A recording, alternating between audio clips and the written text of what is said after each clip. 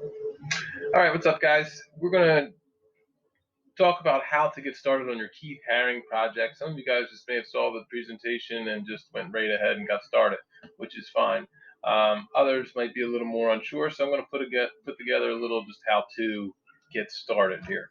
Now, Keith Haring's drawings were all about immediacy. He did not typically sketch. He went out and just drew his things directly on the substrate, whatever he was working on, whether it was a wall or the blacked out advertising boards in the subway. So just keep that in mind. You really want to make sure you're trying to think about the big picture as you go. But some of you may want to really start out by just sketching. So I'll start with just a basic stick figure because some of you guys, that's where you are. So if we just want to draw a basic stick figure, think about having like your head. So give yourself a nice circle, a body, right? Now you could do, a lot of you probably have stick figures that look like this,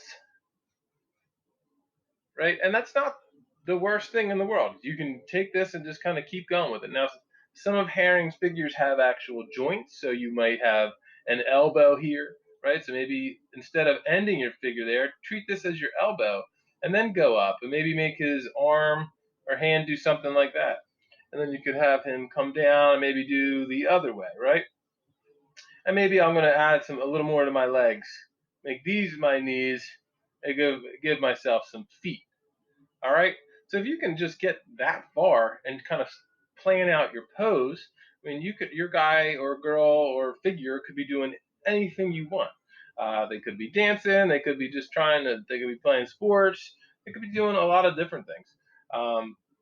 So just make sure you're thinking about it. And then you could go in and start sketching out and around and really trying to think about how you can make this look like a herring. Think about the body, what's happening with it.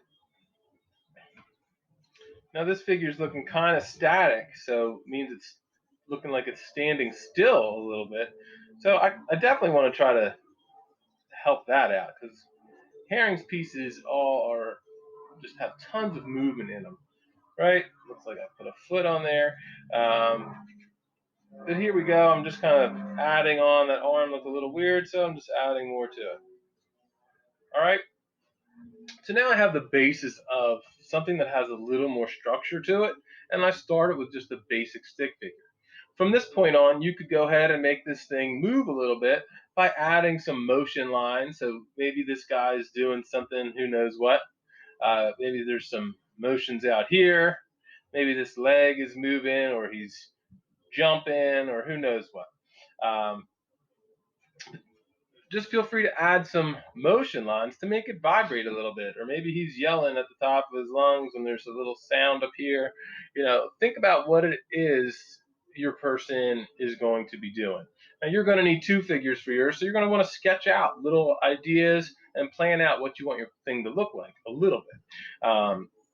And then just think about adding some symbols around it. Like Haring used all types of different things. Maybe you add a heart in there. It's really up to you what you want to do. Maybe another one. Think about whether or not you want a theme to your piece or you just want to kind of wing it and go for it and see what happens. A lot of Haring's pieces did have like a frame around them. So they were kind of boxed in. You could even add a little ground. And now we have somewhat of a herring here. I could just go right in with my marker. Because herrings have those bold lines.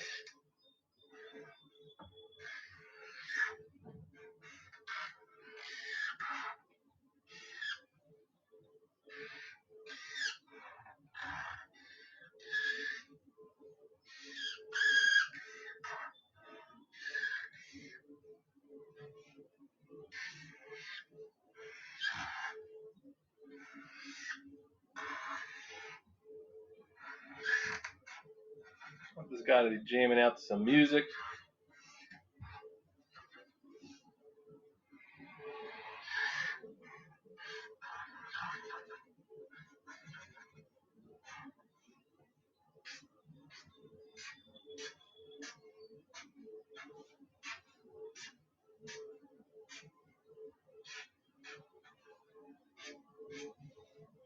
All right, give everything a little bit of movement. Just try and fill the page up. When I say fill the page, I don't mean like every single square inch has to have something in it. You still want breathing room in your drawing, but you do want to consider all the negative spaces, all the voids where there isn't anything. And I'm going to go ahead and continue on with this.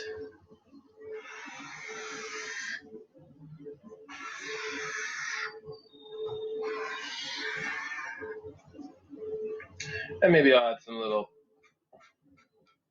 checks in here, little marks to make this area a little more interesting.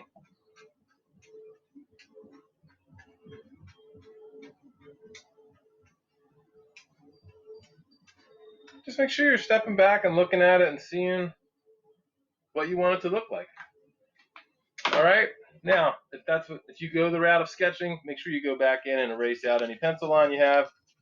I don't know where my good eraser is. This one's running low. And then just go ahead and add some color. Think about adding the bold colors, that Haring used. I wouldn't try to get too crazy, but also feel free to be creative and get your own color palette in there. Make sure you guys reach out if you have any questions or if you feel I missed something. All right, so there we have a nice little black and white drawing, and I could go ahead and color this thing in and just have fun with it. All right, there we go. Let's get this going real quick.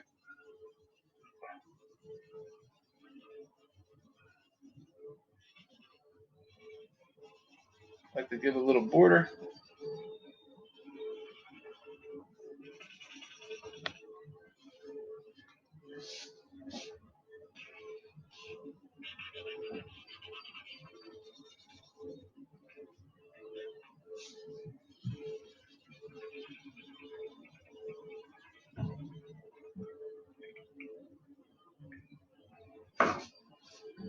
All right, and I can keep going from there.